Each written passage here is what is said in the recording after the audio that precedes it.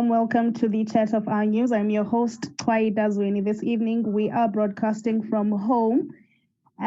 So we do apologize for any quality issues that we may have from our cameras, of course. This afternoon or evening, we have Zilungile Zimela from Fundza. It's an organization that promotes reading and writing within our communities. A very warm welcome, Zilungile. Thank you so much, Claire, for having me this evening. So good evening to you and your listeners at home. So we hear that Nefulus Fundis. Yeah. And can you just tell us a brief description of the organization, when it was established, and those sort of information, please? Thank you so much.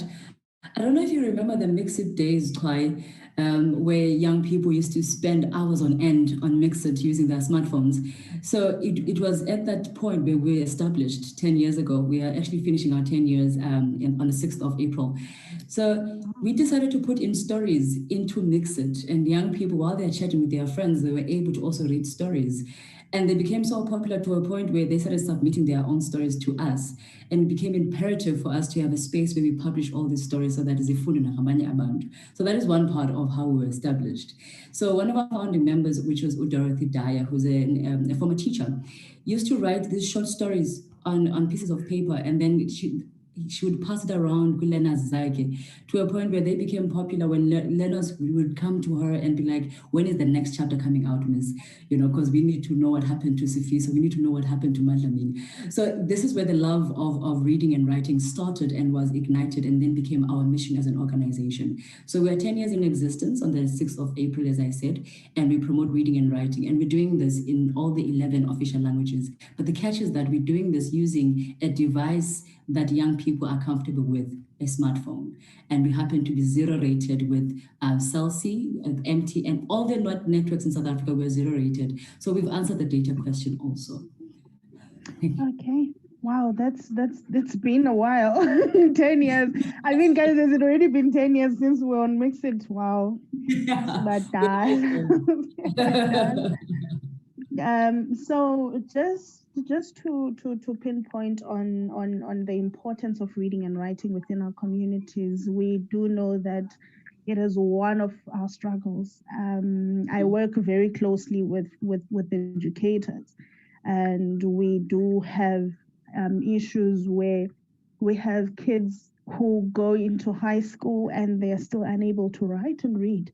And these are the opportunities that they can use in order to enrich themselves. So what can a primary school child do? Because we know that money phone, of course, but in terms of ubakhuthaza into doing all of this, singenza kanjani? Because in order for them to know about the organization, so can we not incorporate you guys within Izikolo? Has that ever crossed your minds in a way? Yeah, so just 3 things from your question, Tori. Thank you so much. Firstly, we have beneficiary groups. By that I mean it's reading clubs, it's libraries and schools that we've adopted or work with across South Africa. There's 121 of them currently. And these are groups that we offer training to. We do workshops for the subject advisors, for the people who work in the libraries, for the learners themselves, and even for the people that oversee the after-school programs that deal with literacy. So it's unfortunate that we were hit by COVID-19 in the previous year, which meant that we couldn't meet face-to-face with our beneficiary groups. However, it meant that we needed to be agile and know how to innovate very quickly. So we have WhatsApp webinars that we conduct on a weekly basis, where sixhobisa ke ngoku otitshala nabantu abaphangela kumathala encwadi ukubana ngaba bazisebenza njani incwadi zethu. How do they still conduct reading workshop and reading exercises with their learners, even though normal schooling has been interrupted? So we are working with community-based organizations, and we are partnered very deeply and deeply entrenched in communities, because our work cannot exist in isolation. And I think the other thing that we're trying to do as an organization, which we're very proud of really, is the fact that we publish content in all the 11 official languages in South Africa. Because it's not that, for instance, when we talk about the Black community, it's not that the Black community does not like to read or we have not been reading. I mean, we have been reading since did you know Chepis rappers? Since that age, we have been reading. It's just that content and narratives that speak to us as African people is not available on bookshelves, or is slowly making its way into bookshelves. Sometimes you'd find that, someone else will come and write the story of African people and it's not Africans themselves. So it is important for us to retain the story holder within the story and the narrative so that young people can see themselves in the plot. Because you cannot be reading about narratives that you cannot identify with. It's going to isolate you from the process of reading and learning. And you're going to see reading as a chore as opposed to it being an exciting exercise that equips you for life, that improves your cognitive skills, that also helps your academic success. So I mean, this has been proven through numerous researchers.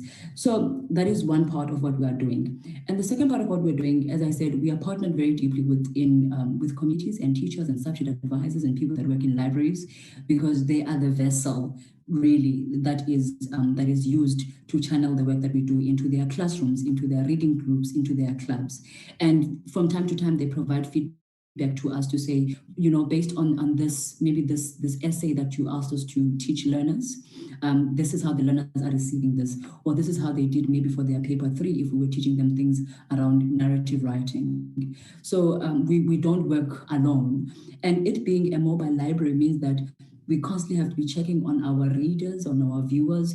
We do a lot of competitions as well, and our site is interactive. So in the comments section, we can see that there are other people out there who are actually responding to the content that we have. I'm not sure if I've answered you successfully, but yeah, that is what we are doing.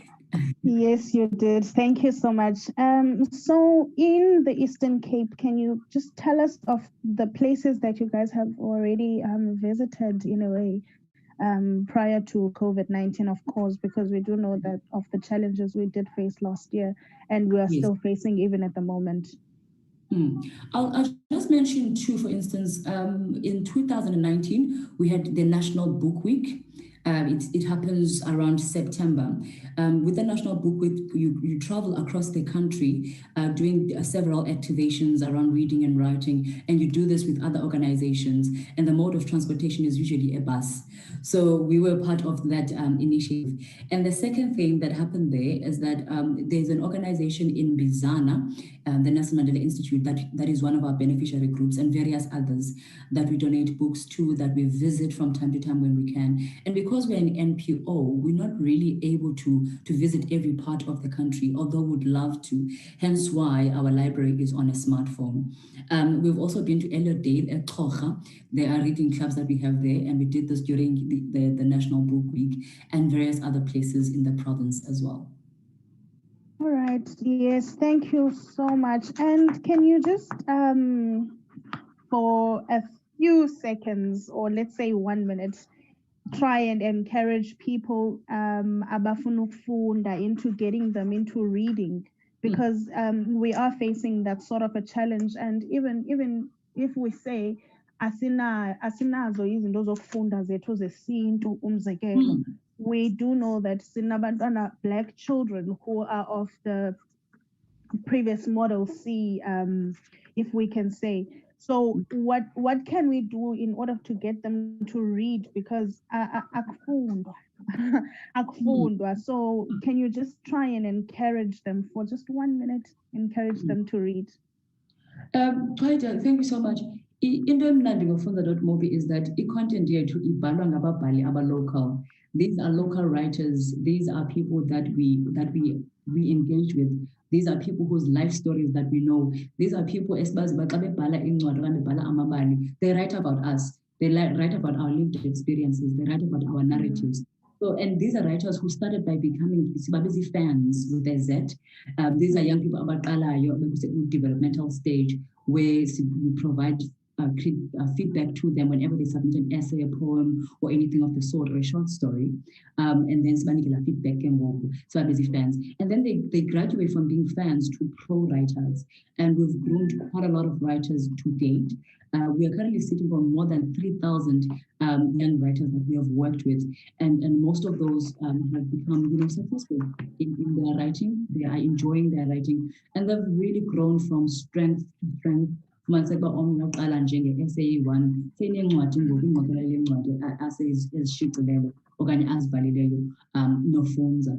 So the culture of reading and writing will only improve if the language yabantu is seen with narratives. So we celebrate the African languages to their fullest extent. We celebrate all the 11 languages in South Africa also to their fullest extent. So we are saying to people, here's a platform that is data free. It's zero rated. And by that, we don't even say there are terms and conditions. It is free. You can just type live.fundza.mobi on if phone yako, depending on which browser you are using. It can either be Chrome or Internet Explorer, whichever it is. Ubone phayana amabali abhalwe ngabantu that you can obaziyo mhlawumbi okanye obona amagama abo uqonda okay ndiyarhala ufunda nami ngosipho ndiyarhala ufunda ngoziyanda umzekelo because ibalulekile laa nto ubana ngaba because language carries identity. So ukuba uyalibona olwalwimi, you are able to identify yourself as well. Ukutsho ubone ke writing and reading as an enjoyable exercise as opposed to a chore. So that is my word of encouragement. And also my second word of encouragement is that a nation that reads is a nation that leads.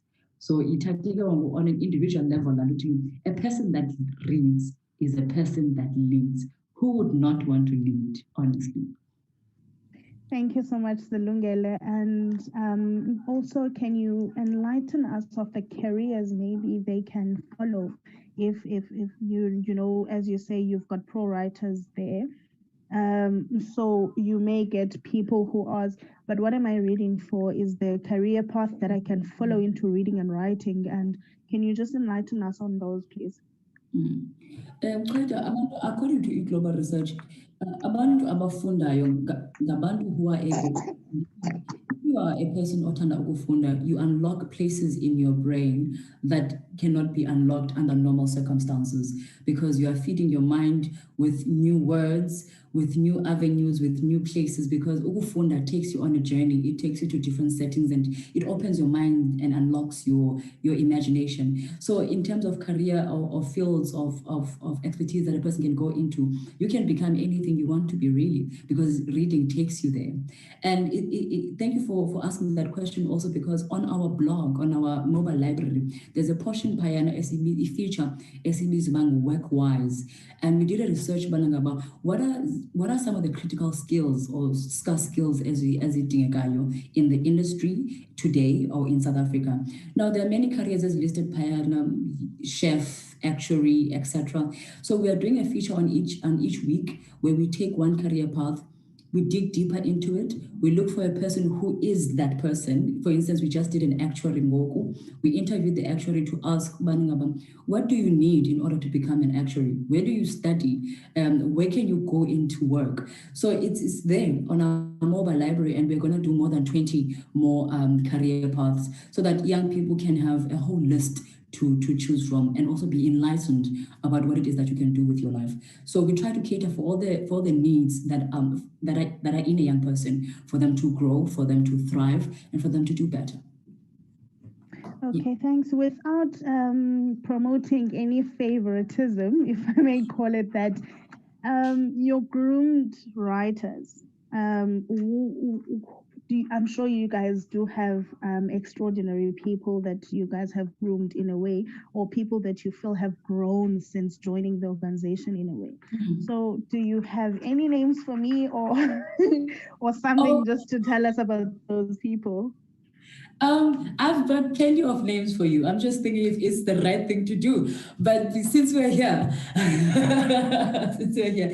What comes to the top of my mind right now is one Zimkita Mlanzeli. Zimkita Mlanzeli joined Fundza in the early days of Fundza. She actually first came in and volunteered and was hired and started working. She did odd jobs in the organization till later on she found herself as, you know, the editor of these pieces. In the process, she developed a love for reading and writing. She started submitting her own work under a pseudonym because she didn't think it was good enough, you know what I mean? So she used the pseudonym for a while, up until her blogs, up until she even had a diary on Facebook. I think you know the infamous Zinzuzwane, the diary of Zinzuzwane. That was her baby. Hopefully she's gonna forgive me for, you know, divulging that. So she started that. It's so popular to today. She hasn't released any new content on Zinzuzwane, but it's still very popular. She's released books. My favorite book from her is Incwadi Encinci, the black Incwadi Emnyama Encinci, the little black book. So there's an English version of it and a Xhosa translation. She's written Blood Ties. That was her novel that she wrote. She's still writing today. She's also authored, there's a competition that we ran, it's called Moving Up with the Majalas. And she was the author behind, you know, Moving Up with the Majalas. She's also worked on The People of Pendula Park, which is a book that came out in a project. So that for me is a person that comes to mind when I think about, you know, writers that we've groomed, that have found their voice to a point where she does not write under a pseudonym anymore. She writes under her name because she feels like she's grown. She's gotten to that point, you know. There's many others. Beautiful. That's very beautiful to see. Also, we have 3 minutes left of the show. In the last 3 minutes, can you just share your social media pages, your WhatsApp numbers, and how everyone can get a hold of you guys, please? Definitely. So our mobile library, which is data free, zero data, it's live.fundza.mobi. It operates 24/7, 365. Number 2, you can find us on Facebook. The name is Fundza, Fundza Literacy Trust. We're available on Twitter at Fundza Club. We're also available on Instagram on @fundza.mobi. We're also available on LinkedIn as Fundza Literacy Trust. We're also there on YouTube as Fundza. So if you can search us on all the social media platforms, we'll definitely be there. And lastly, on WhatsApp, our number is 0600 548676. All right. Thank you so much, Zimela. Zilungile Zimela. Thank you so much for coming through. It was indeed a great interview with so much information. We will definitely distribute your contact details, the WhatsApp details, of course, as well as the tags or the handles of your social media on our Facebook page as well, because this is something very dear to us as OurNews, because we are an online-based news outlet. So we do require people to read and write, because in order for them to comment on the things that we are writing, we need them to write on the things we are writing. We need them to write on our pages. And we also need them to probably read our articles. So this is something very close to our heart as OurNews. We would like to once again thank you so much for coming through. Thank you so much for having us. It was indeed beautiful. Thank you.